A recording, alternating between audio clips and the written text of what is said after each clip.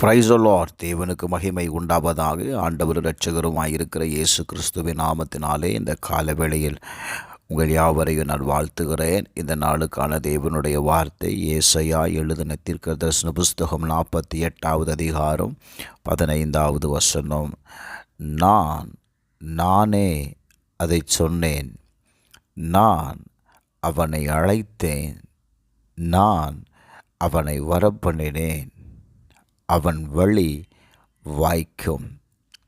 எனக்கு அன்பானவர்களே, நான் உன்னை அழைத்திருக்கிறேன். உன் வழிகளிலெல்லாம் நீ வெற்றியை காண்பாய். தேவனால் அழைக்கப்பட்ட ஒவ்வொருவருக்கும் ஆண்டவர் நன்மையை செய்யக்கூடியவராய் இருக்கிறார்.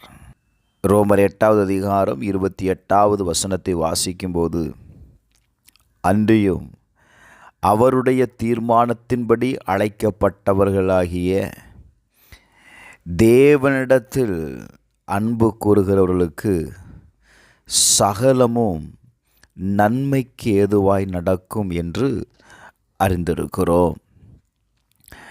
தேவன் நம்மை அழைக்கும் போதே நமக்கென்று ஒரு தீர்மானத்தை வைத்திருக்கிறாருங்க.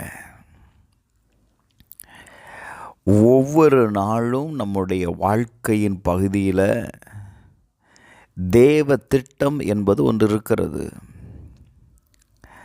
அந்த தேவ திட்டத்தின்படி தான் தேவன் நம்மை நடத்துகிறார்.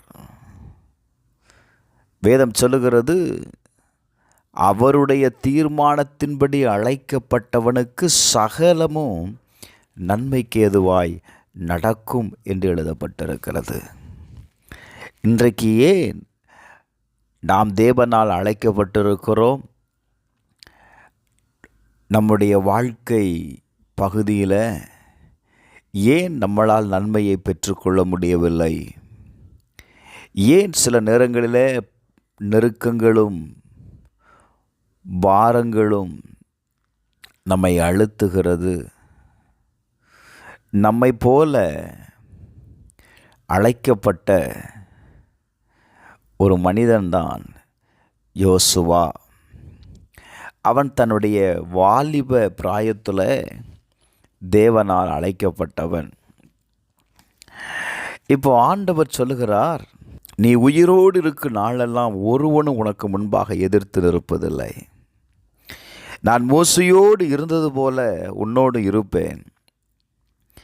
நான் உன்னை விட்டு விலகுவதும் இல்லை, உன்னை கைவிடுவதும் இல்லை. அதனால் நீ பலங்கொண்டு திடமனதாயிரு என்று ஆண்டவர் சொல்லுகிற வார்த்தையை கவனிக்க முடியும். இரண்டாவது அவர் சொல்லுகிறார், நீ இந்த நியாயப்பிரமாண புஸ்தகம் உன் வாயை விட்டு பிரியாதிருப்பதாக. இதில் எழுதியிருக்கிறபடிகளெல்லாம் நீ செய்ய கவனமாய் இருக்கும்படி இரவும் பகலும் அதையே தியானித்து கொண்டிருப்பாயாக. அப்பொழுது நீ உன் வழியை வாய்க்க பண்ணுவாய், அப்பொழுது புத்திமானாகவும் நடந்து கொள்ளுவாய். எனக்கு அன்பானவர்களே, கொஞ்சம் உங்களை ஆராய்ந்து பாருங்கள். இரவும் பகலும் நீங்கள் எதை தியானித்து கொண்டிருக்கிறீர்கள்? உங்கள் நெருக்கத்தையா, உங்கள் சூழ்நிலைகளையா, உங்கள் பிரச்சனையா? நீங்கள் எதை தியானிக்கிறீர்களோ அந்த பிரச்சனை உங்களை விட்டு நீங்காமல் இருக்குங்க. ஆண்டவர் யோசுவாவிட்ட சொல்கிறார், எப்பா என்ன பிரச்சனை வந்தாலும் சரி, மோசே உனக்கு கற்றுக் கொடுத்த பிரமாணத்தை விட்டு நீ மாறிராத. ஜனங்கள் உன்னை திசை திருப்புவாங்க. மோசே என்னை அப்படி நடத்தினாங்க, மோசே இப்படி சொல்லலைன்னு சொல்லுவாங்க. ஆனாலும் நீ மாறிவிடக்கூடாது. நீ இரவும் பகலும் மோசையினால் கொடுக்கப்பட்ட நியாயப்பிரமாண புஸ்தகத்தில் எழுதியிருக்கிற இவைகளை செய்ய நீ கவனமாக இருக்கணும். நீ தியானம் பண்ணு, உன் வழியை வாய்க்கும். எனக்கு அன்பானவர்களே, கர்த்தருடைய வார்த்தையை தியானம் பண்ணுங்க.